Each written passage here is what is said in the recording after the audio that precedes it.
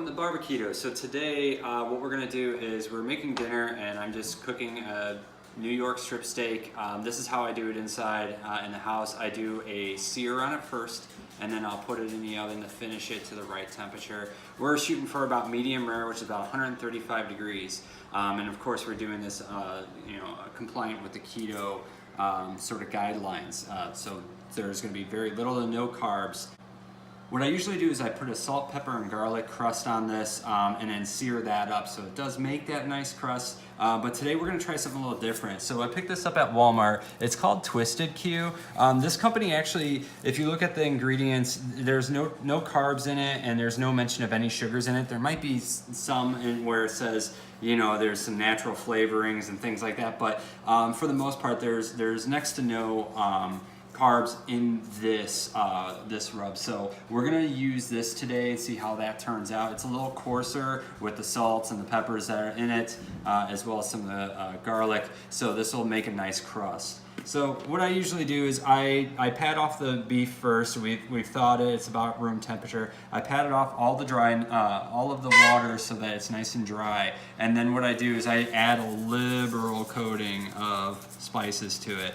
And I try to get all sides. I like my beef to have as much flavor as possible, especially a thicker cut like this. As I'd mentioned in my other video, we get a lot of things from Costco. These steaks are no different. They sell excellent steaks there. So if you're ever in need for some good ribeyes or strips, by all means, Costco usually has everything you need.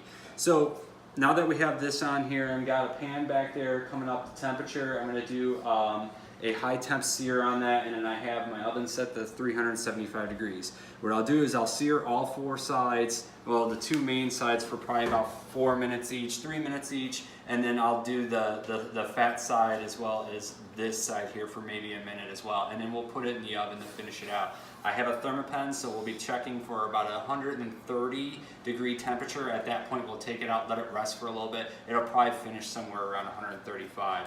I'm going to be using some butter in the pan as a lubricant, and then at the end we also have a little bit of this. It's a roasted garlic and herb butter spread. It's not 100% necessary, but we got this from Trader Joe's. It's good to put a couple of dollops of that on top of the steak once you take it out of the oven. It just gives it that rich buttery flavor, good garlic as well.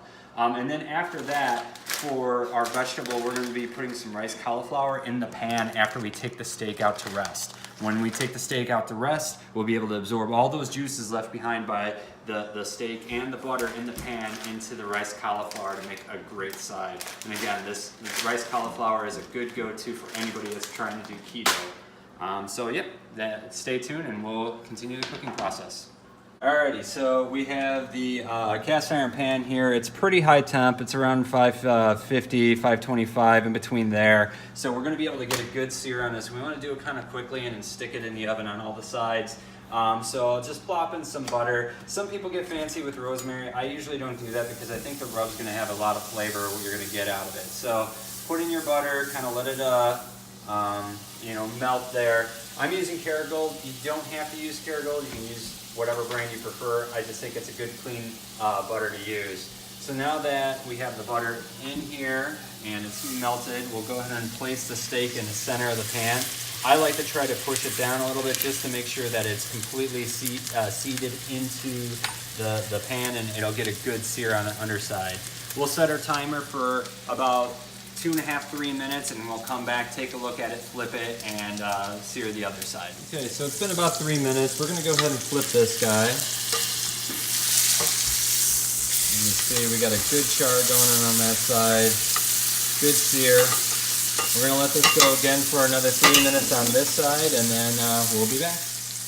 Okay, so we've been searing the steak on the other side for about 2 minutes now.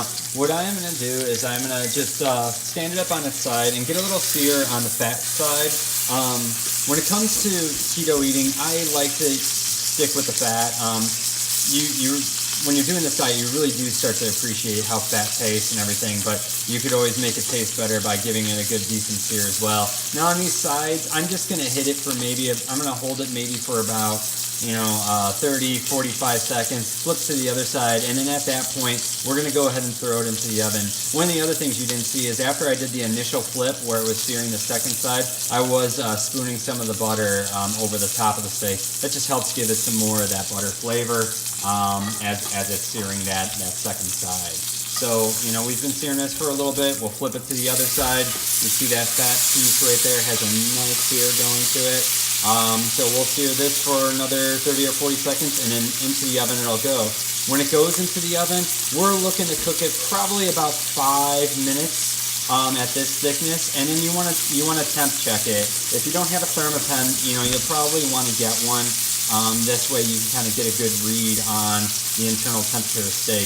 We're going to probably pull it when it's about 130, and then after it rests for a couple minutes, it'll hit about 135, which is about where you want it for a medium rare. If you want it a little bit more cooked, just cook it a little bit longer until it gets to maybe 140, 145. If you want it medium or a little bit more medium well, I think medium rare is probably the perfect choice. But we'll go ahead and put this in the oven now that we've had it sear on both sides.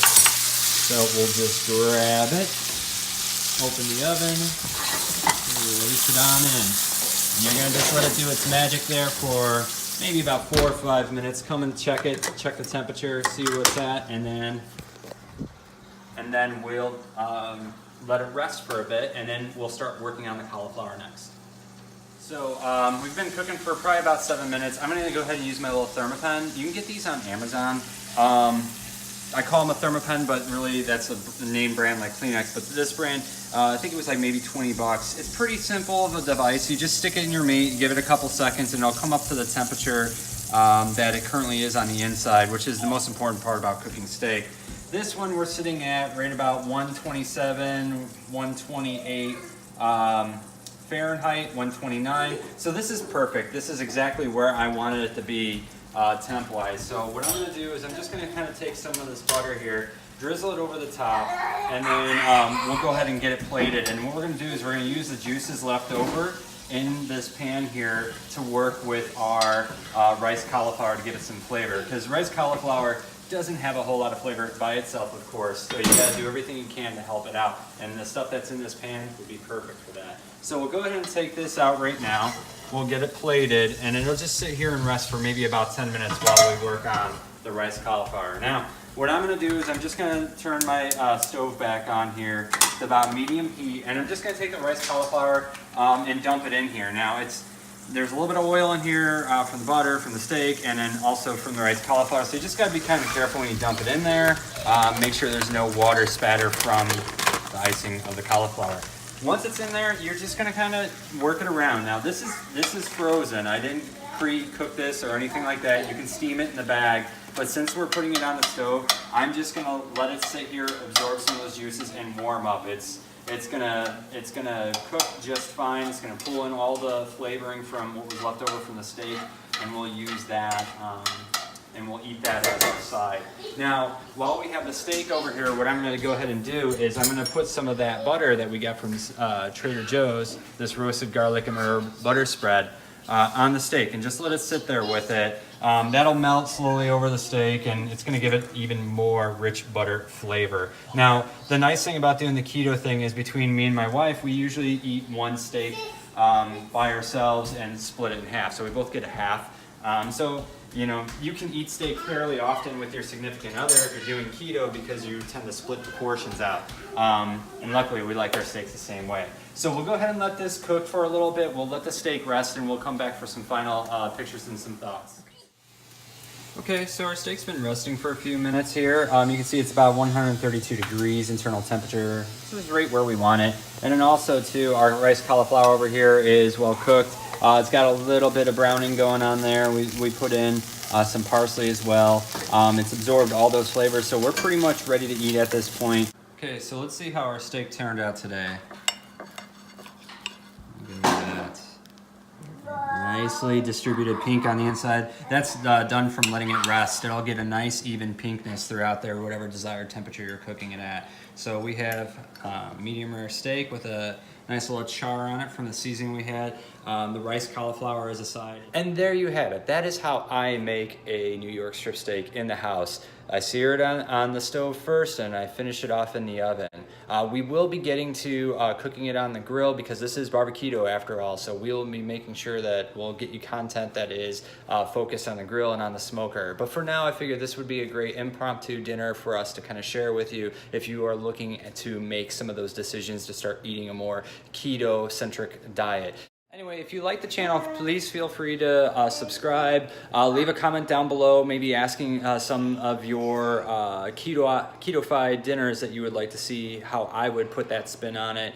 Also, if you have any other major requests, let me know. We're starting out this channel to help you guys out, to make better decisions, to eat a more clean meal, and ultimately help everyone lose weight. So thank you again, and have a wonderful day.